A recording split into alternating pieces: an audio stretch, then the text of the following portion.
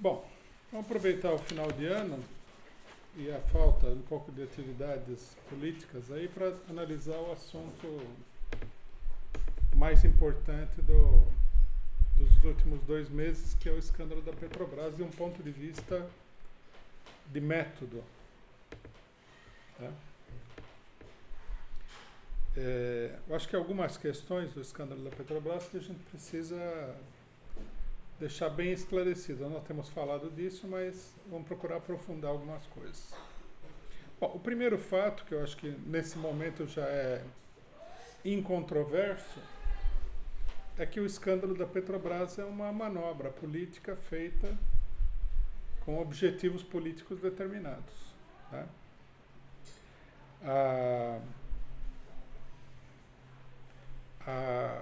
A questão do escândalo está visivelmente dirigida a dois objetivos diferentes que apareceram com toda clareza no final do ano. Um é enfraquecer o governo do PT, eventualmente, inclusive, derrubá-lo, né, sobre a base do escândalo da Petrobras. Isso já havia sido dito, inclusive, pela direita antes da eleição. E o segundo, que ficou mais claro depois das eleições, que é a luta, né, do imperialismo para tomar conta integralmente da Petrobras. O jornal Globo, um mês atrás aproximadamente, um pouco mais talvez, levantou a questão de que deveria haver uma abertura para o capital estrangeiro no mercado de obras da Petrobras, revelando assim o interesse do capital estrangeiro na questão da Petrobras. E não é segredo para ninguém que existe uma grande pressão para uma privatização integral da Petrobras. Né? A Petrobras é uma empresa de sociedade mista, né? Uma empresa que junta empresários capitalistas e o Estado Nacional. Os empresários, logicamente, ficam com a parte do leão e eles estão querendo ampliar essa política para uma dominação total da Petrobras. Então, isso é importante esclarecer porque a propaganda da direita, e numa certa medida, inclusive, o próprio PT acompanha essa propaganda, é de que não, descobriu-se aí uma coisa horrível, que existe corrupção no Estado. Então, logicamente, isso tem que ser investigado e tal. Isso é uma história para crianças, evidentemente. É para enganar os setores mais atrasados da população, é para manipular a classe média, não se trata de nada disso, né? Esse é o problema central, quer dizer, o primeiro fato é que é evidente que a questão da Petrobras se dá no marco de uma manipulação política. O segundo problema relacionado com esse é que nós temos aqui uma luta política em torno do problema da Petrobras. As denúncias de corrupção são utilizadas por uma ala da burguesia contra uma outra ala da burguesia. Quer dizer, há uma luta entre duas frações de uma mesma classe social. Uma é a burguesia imperialista, estrangeira, e um setor da burguesia nacional ligado diretamente ao imperialismo, e outro é um setor da burguesia nacional. No caso das empreiteiras, essa luta fica bem simples. As empreiteiras nacionais têm o monopólio do mercado de obras da Petrobras e o capital estrangeiro quer tomar conta desse mercado. O conflito é óbvio, é evidente, não é incontroverso também, não há dúvida sobre isso. E esse conflito, isso é importante que se esclareça, né, para as pessoas que não têm o hábito de fazer uma análise materialista do problema, é uma luta de classes. Eu digo isso porque frequentemente as pessoas se confundem aí por falta de conhecimento e tiram a conclusão de que luta de classes é apenas a luta entre o proletariado e a burguesia, o que é falso. A luta entre duas facções da própria classe dominante também é uma luta de classe. Né? Tudo bem que não são classes antagônicas e tudo mais, mas é parte do aspecto geral da luta de classe. Bom, Aqui seria importante a gente fazer uma observação metodológica fundamental, que é a seguinte.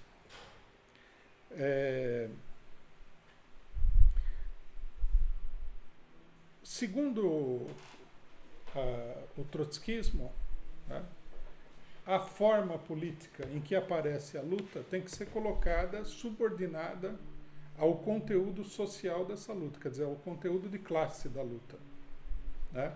Esse debate é um debate bastante abrangente do trotskismo, particularmente porque ele aparece, né, nas vésperas da Segunda Guerra Mundial, onde Trotsky explica, não é uma novidade, mas o debate aí é muito mais intenso.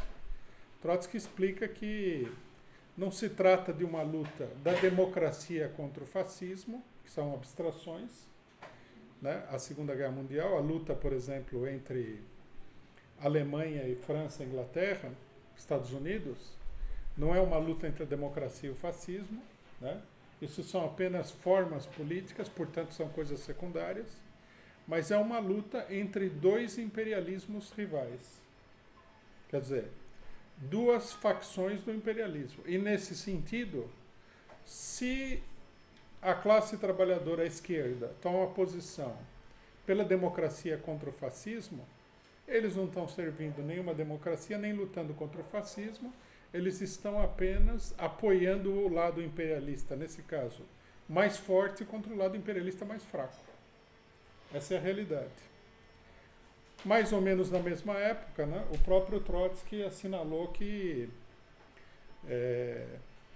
dando um exemplo da mesma situação, que no caso de uma guerra entre o Brasil, né, dirigido pelo governo semifascista do Getúlio Vargas, na época do Estado Novo, e a Inglaterra democrática, os revolucionários iam ficar do lado do Brasil, desconsiderando a ideia da luta entre democracia e fascismo e vendo por detrás disso, por detrás dessa aparência, por detrás dessa cobertura, uma luta entre um país imperialista, dominador, explorador dos povos, e um povo, uma nação, explorada e dominada pelo imperialismo. Quer dizer, o conteúdo social se sobrepõe à aparência política.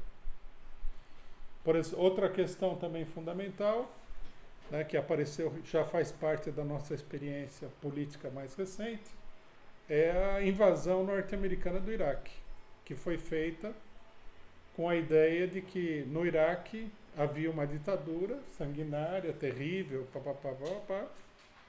e que os democratas norte-americanos iriam lá para retirar essa ditadura. Tudo bem. Já nessa altura do campeonato, uma boa parte do mundo olhou e falou: é demais, né, enganar o povo desse jeito. E a maioria das pessoas minimamente esclarecidas não se deixaram levar por essa ideia. Mas é o mesmo caso que o Trotsky estava falando. Aqui nós temos a luta de uma nação exploradora, uma verdadeira ave de rapina, contra um povo indefeso, desarmado, né? Não tem nada a ver com ditadura, não tem nada a ver com democracia, é apenas uma operação de pirataria como outra qualquer. O assalto, né, de grandes monopólios do petróleo e outros monopólios contra o Iraque. Depois que o Iraque foi dominado pelo exército norte-americano, ele foi saqueado impiedosamente pelos norte-americanos, como era de se esperar. Quer dizer, nem a democracia, nem a ditadura cumpriram nenhum papel a não ser na esfera da propaganda aí, nesse caso. Bom, por que nós estamos levantando esse problema? Porque esse problema se aplica também à questão da luta contra a corrupção. A luta contra a corrupção, a luta contra a ditadura, né, é apenas uma forma política por detrás da qual, ou por meio da qual, se processa uma luta entre interesses econômicos contrapostos. Então, para nós também, né, o fato de que a corrupção apareça como grande tema, para nós é uma coisa obviamente secundária. O grande tema é quais são as forças em luta, quais são os seus interesses e o que está em jogo com essa luta. Quer dizer, nós temos que utilizar também na questão nacional, também na questão da corrupção, o problema o método do materialismo histórico, o método do marxismo. Vocês vejam que isso pode ficar muito claro se a gente relembra duas experiências fundamentais que nós tivemos no Brasil, né, na história brasileira, digamos assim, recente, do século XX, que é o golpe de 1954 contra Getúlio Vargas e o golpe de 1964 contra o João Goulart. O primeiro um golpe, digamos assim, entre aspas, de tipo parlamentar, uma pressão para derrubar o governo, e o segundo um golpe militar plenamente desenvolvido. Os dois foram feitos com base na suposta luta contra a corrupção. O que estava em jogo lá era a luta contra a corrupção? Não. O que estava em jogo lá era a luta do imperialismo contra governos nacionalistas, né? E nós temos a avaliação de que a mesma coisa acontece agora com o PT. Algumas pessoas muito desinformadas do tema falam assim, o PT é burguês, mas o Getúlio Vargas era mais burguês do que o PT. O Getúlio Vargas, inclusive, pesa contra ele a acusação de que ele não seria nem burguês. Ele seria membro da oligarquia latifundiária do Rio Grande do Sul, o que é uma apreciação equivocada, né, do ponto de vista de classe, mas até acusam ele disso, que ele seria um setor econômico ainda mais atrasado. Se o PT é burguês, Getúlio Vargas era burguês. E o João Goulart também não pode haver dúvida que o governo dele era um governo burguês. Dizem que o PT ele compactua com o imperialismo. Getúlio Vargas foi a pessoa, né, foi o presidente brasileiro que primeiro cedeu uma base militar norte-americana em solo brasileiro, uma coisa que os brasileiros nunca aceitaram em momento nenhum da história, né? Os norte-americanos têm bases militares permanentes em vários lugares do mundo. O Brasil não tem. Eles sempre falam de colocar uma base militar no Brasil. O único presidente que aceitou uma base militar do imperialismo no Brasil foi o próprio Getúlio Vargas. Se isso daí não é capitular diante do imperialismo, não sei o que seria, né? Bom, João Goulart nem falar também, uma série de capitulações, mesmo considerando que o João Goulart seria a ala esquerda do nacionalismo burguês varguista no Brasil. Quer dizer, compactuar com o imperialismo, servir a burguesia, são coisas típicas de governos nacionalistas, né? Ou seja, da esquerda da burguesia em geral, da pequena burguesia de esquerda, da esquerda da burguesia e tudo mais. Então, nós encaramos o problema da luta que se desenvolve no Brasil hoje de um ponto de vista científico, do ponto de vista do materialismo histórico, ou seja, de que é uma luta entre um setor da burguesia e outro. E o setor da burguesia que levanta as denúncias de corrupção é o setor da burguesia mais diretamente ligado ao imperialismo. Ambos são ligados ao imperialismo de alguma forma, mas um é muito mais diretamente ligado ao imperialismo do que o outro. Então, esse é o segundo fato, né? Nós podemos acrescentar uma terceira questão, rapidamente, que é o seguinte. A denúncia de corrupção, ela é uma arma da direita. Sempre foi uma arma da direita. A direita sempre levantou contra os governos nacionalistas a denúncia de corrupção. Enquanto que os governos nacionalistas levantavam contra a direita o problema social e econômico e a entrega do país ao capital estrangeiro. A questão da corrupção é uma palavra de ordem despolitizada, porque a corrupção seria uma coisa que estaria acima da luta de classe e leva, normalmente, à despolitização, né, da classe trabalhadora. Por exemplo, nós temos aí a acusação de corrupção contra todos os governos que os norte-americanos gostariam de ver derrubados. Você pega os países árabes, a maioria foi acusada de corrupção. Falsa ou verdadeira acusação, para nós tem pouca diferença, porque a acusação era apenas a cobertura de uma política imperialista. Rússia, China, o Hugo Chávez na Venezuela, o governo Kirchner na Argentina, todos esses governos foram acusados de corrupção. Então, quer dizer, é uma arma que a direita usa sistematicamente, é uma forma de despolitizar o debate político e de arrastar setores atrás da direita. A corrupção é um dos elementos do arsenal da direita, assim como é, por exemplo, a luta contra o homossexualismo, assim como é a luta contra os direitos das mulheres, dos negros. Tudo isso é o arsenal tradicional que a direita usa contra diversos segmentos da esquerda dentro do regime político burguês. Né? Bom, quarta questão, pegando diretamente o problema da corrupção. Aqui é preciso fazer um esclarecimento importante. Né? A questão da corrupção, como sendo um tema central da política, é uma utopia pequeno-burguesa.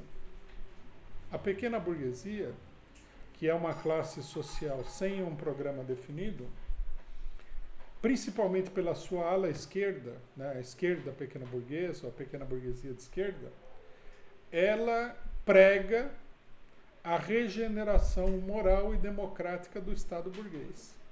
Isso é uma utopia. Né? Já era uma utopia na época que o Estado burguês estava no seu processo de desenvolvimento, que a burguesia estava no seu processo de desenvolvimento, e hoje em dia ainda mais uma utopia. A pequena burguesia não vê que a corrupção é uma estrutura própria do Estado. O Estado burguês funciona sobre a base da corrupção. O Estado burguês funciona sobre a base da corrupção eleitoral. Por exemplo, não é uma corrupção ilegal, pelo menos não é ilegal no Brasil nesse momento, que uma grande empresa dê, 50 milhões de reais para um candidato. Então, digamos assim, do ponto de vista jurídico, do Código Penal, não é corrupção. Mas do ponto de vista geral, é corrupção. É a maneira que a burguesia tem de comprar os representantes populares. Quer dizer, a eleição, ela é já, pela sua própria natureza, declaradamente, descaradamente, um processo de corrupção de todos os representantes populares. Porque é uma coisa evidente, se a burguesia financia com 50 milhões um candidato, é lógico que o candidato está comprado pela burguesia. A não ser que a gente seja muito ingênuo e fale, não, ele deu 50 milhões porque ele tem um coração generoso, ele é uma pessoa boa, ele acredita no programa desse candidato. É absurdo. Isso é uma corrupção feita à luz do dia. É uma corrupção que é feita aí e a maioria das pessoas não fala nada. Nós, por exemplo, sistematicamente denunciamos esse tipo de corrupção. Né? O fato de que a burguesia coloque a seu serviço, por dinheiro, a imprensa capitalista, é também uma corrupção grotesca, aberrante e declarada. Todo mundo sabe que os anunciantes, que os patrocinadores, etc. e tal, dominam a imprensa. E fora isso, todo mundo sabe também que muitas matérias que são feitas aí são pagas para serem publicadas. Né? Determinados escândalos, determinadas matérias favoráveis a determinadas empresas, matérias contra o MST, como aconteceu num período aí em várias revistas, tudo isso daí é material pago e é um costume, é uma coisa, digamos assim, entre aspas, absolutamente normal, que a burguesia corrompa todos os dias a imprensa capitalista, os jornalistas, etc. e tal. Né? Os jornalistas, se os altos salários de determinados jornalistas não forem suficientes para corromper os jornalistas, que é outra forma, entre aspas, legal de corrupção, bom, se paga alguma coisa por fora do salário para dobrar ainda mais a consciência daquele jornalista.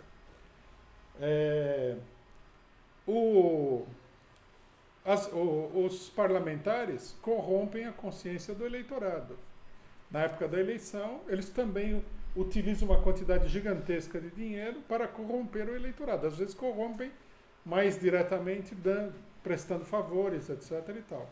Quer dizer, a sociedade burguesa, ela é toda montada em cima da corrupção.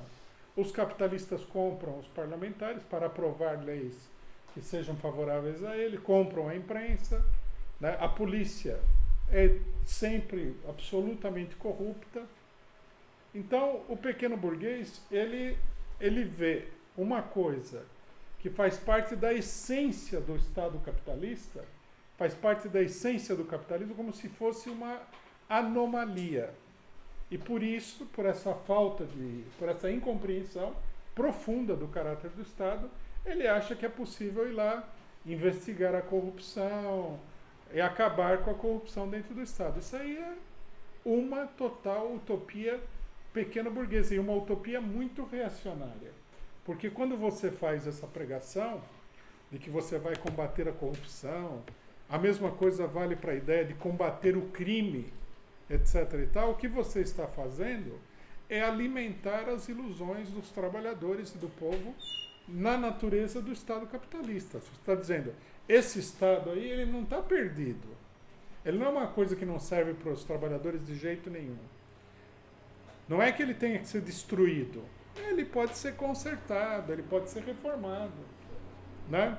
Nós podemos mudar o Estado de uma tal maneira que ele venha servir ao povo. Isso é a pior propaganda que alguém poderia fazer.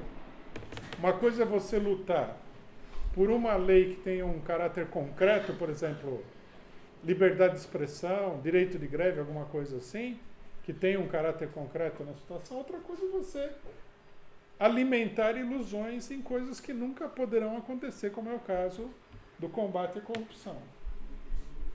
O combate à corrupção, também da maneira como é colocado no Brasil, é pior ainda, porque ninguém questiona como o Estado combate a corrupção, né? Ninguém questiona o fato de que não se combate a corrupção em geral, o que seria absurdo, porque colocaria o Estado todo abaixo, mas se combate a corrupção de determinados setores contra os quais se quer travar uma guerra política.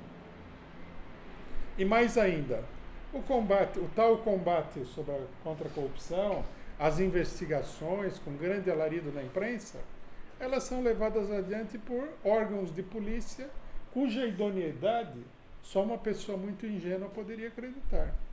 Todo mundo sabe que a Polícia Federal Brasileira está infiltrada pela CIA, pelo FBI, pela Interpol, pelos órgãos de inteligência, pelos órgãos de segurança e repressão internacionais do imperialismo, né? Por isso que a gente vê esse fenômeno extraordinário da Polícia Federal, que estaria subordinado ao governo, investigando o governo e o governo não conseguindo fazer absolutamente nada para parar isso daí, né? As investigações são feitas à revelia do governo, uma coisa totalmente sem sentido. Dá a impressão até de que a Polícia Federal seria uma instituição separada do Executivo e não um braço do Executivo. Por isso que nós vemos isso, porque, na verdade, a Polícia Federal, a ala independente da Polícia Federal, ela não é independente, ela é dependente dos organismos de repressão e de informação, né, dos países imperialistas que controlam essa ala da polícia. Então, toda essa coisa da investigação, da punição dos corruptos e corruptores, tudo isso daí é simplesmente uma política para iludir a classe trabalhadora. No caso da Petrobras, mais ainda. Vamos supor que todos os corruptos da Petrobras sejam punidos. Coisa que eu acho difícil. Acho que nem apareceu na denúncia, a não ser uma seleção especial daquilo que a Polícia Federal queria mostrar, né, nos casos de corrupção da Petrobras. Né? Não aparece o envolvimento dos grandes donos das empresas capitalistas. Ninguém nem fala nisso, a imprensa não fala. E o pessoal que fica ouvindo a imprensa também não fala. O dono da Camargo Correia, o dono da outra empreiteira, a OAS e tal, parece que eles descobriram agora, né, que um diretor da empresa estava pagando propina na Petrobras para conseguir uma obra. Coisa que acontece até em calçamento de rua no Brasil. Né? É uma farsa grotesca, uma coisa absolutamente sem sentido, para um engano trouxa total. Né? E, finalmente, algumas pessoas podem até ser punidas, serão punidas, e serão bodes expiatórios aí da coisa toda, no sentido mais literal da palavra, né? Porque o bode expiatório é aquele ritual onde a pessoa mata um bode para expiar o pecado de outra pessoa, né?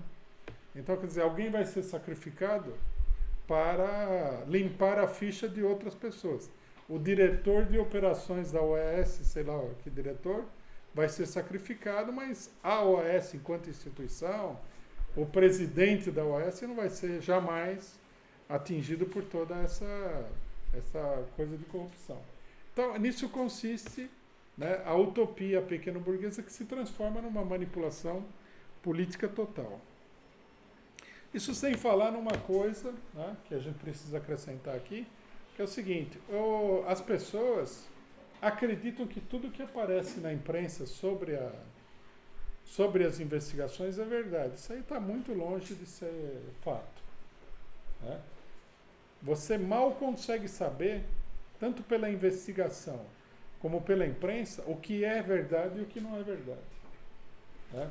Os métodos utilizados são todos eles ilegais, né? A prisão de pessoas para que as pessoas confessem não existe no Código Penal brasileiro. Existia, na época da Inquisição existia isso aí. Você prendia a pessoa para fazê-la confessar. Aí colocava lá na grelha, girava que nem um frango assado na padaria e tal, para ver se ela confessava. Mas no Brasil de hoje não existe essa prisão para confissão. No entanto, eles estão fazendo isso daí. Há uma pressão enorme sobre as pessoas para que elas denunciem outras pessoas e tudo mais. Coisa que é totalmente ilegal. Alguns denunciaram, outros não denunciaram ninguém, e fica aquela confusão toda. Então, quer dizer, acreditar em tudo que a imprensa publica é um problema, principalmente quando a gente sabe que é um imenso, né, uma imensa luta política, um imenso jogo político por detrás. Bom, diante disso, companheiros, o que é que nós temos que... Qual seria a posição da classe operária com relação ao problema da corrupção na Petrobras? Que é uma posição que deve ser adotada em relação à corrupção em geral. Primeiramente, a classe operária não pode, isso nós já dissemos anteriormente, ficar numa posição passiva, né, esperando a salvação das mãos da Polícia Federal, do Judiciário brasileiro, que não merece nenhuma confiança de ninguém, né? Seria colocar a classe operária numa posição absolutamente a reboque da burguesia, né? Se os problemas que estão acontecendo nos interessam, eles nos interessariam para promover uma mobilização independente da classe operária contra a burguesia em geral, né? Vejam bem, contra a burguesia em geral, não contra o PT, o governo do PT em particular, não contra o governo, mas contra a burguesia. Então, por exemplo, se nós exigimos, né, diante da crise que está se armando na Petrobras, a estatização completa da Petrobras e o controle dos trabalhadores, nós oferecemos aos trabalhadores, à classe trabalhadora em geral, um eixo para a sua mobilização política independente contra a burguesia. Nós atacamos tanto as tentativas do imperialismo de destruir a empresa, como a administração periclitante do Estado Nacional e da burguesia nacional sobre a empresa, que abre o flanco para os ataques do imperialismo. Quer dizer, coloca a classe operária numa posição ativa, numa ação independente, onde ela não depende absolutamente de ninguém, né? Oferece um programa de caráter revolucionário que abre perspectivas para uma luta revolucionária ainda mais ampla, de luta de reversão de todas as privatizações, etc. e tal, coloca o problema do controle operário ou da administração operária direta da empresa, e até mesmo para os setores mais atrasados da classe trabalhadora e para a classe média, oferece uma resposta a esse problema, né, utópico da corrupção, porque sob uma administração operária, não é que a corrupção ia acabar, porque esse é um problema muito complexo, mas certamente sofreria um golpe muito grande. se você estatiza a petroquímica, as empreiteiras que prestam serviço à Petrobras, etc. e tal, quer dizer, já a corrupção sofreria um golpe bastante grande. E, bom, a luta contra a corrupção depende muito, né, da mobilização revolucionária da classe operária, inclusive em se tratando de um Estado operário. Vai depender do nível de consciência, vai depender do nível de organização da classe operária, do nível de idealismo político dessa classe operária para que o problema seja superado. Não há nenhuma solução mágica também para o problema da corrupção. O que é certo é que a classe operária não pode ficar a reboque da burguesia nas suas manobras de falsa luta contra a corrupção, mas deve ter uma posição própria, uma posição independente, uma posição ativa e, acima de tudo, uma posição de mobilização revolucionária de classe diante dos acontecimentos. Para concluir, eu queria só afirmar o seguinte: eu acho que nós já havíamos levantado esse problema antes do escândalo da Petrobras, né? Porque para nós o problema da Petrobras não depende de nenhum escândalo da corrupção.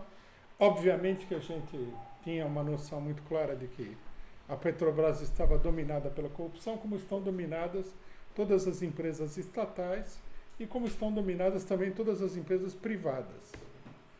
Nós não temos nenhuma ilusão com relação a esse problema. Nós levantamos o problema da Petrobras de um ponto de vista de classe, de que a luta pelo petróleo nacional é uma luta fundamental da classe trabalhadora brasileira contra a dominação imperialista do país. O ano de 2015, nós temos que colocar essa luta como centro da nossa preocupação, impulsionado inclusive pelo escândalo que se abriu aí, produto das dificuldades da própria burguesia e da tentativa de privatizar a empresa. A tentativa de privatizar a empresa e usar a Petrobras para propósitos da direita, nós devemos levantar a questão da Petrobras para uma mobilização verdadeiramente revolucionária. Nós precisamos procurar aí uma aliança, né, entre os sindicatos das estatais, sindicato dos Correios, petroleiros, bancários, etc. e tal, para levar adiante uma campanha de fato, né, contra a privatização do petróleo, pela total estatização do petróleo, pelo controle dos trabalhadores, para acabar com a terceirização na Petrobras, para que os trabalhadores usufruam, né, do patrimônio nacional que é o petróleo, né, para defender o salário dos trabalhadores, etc.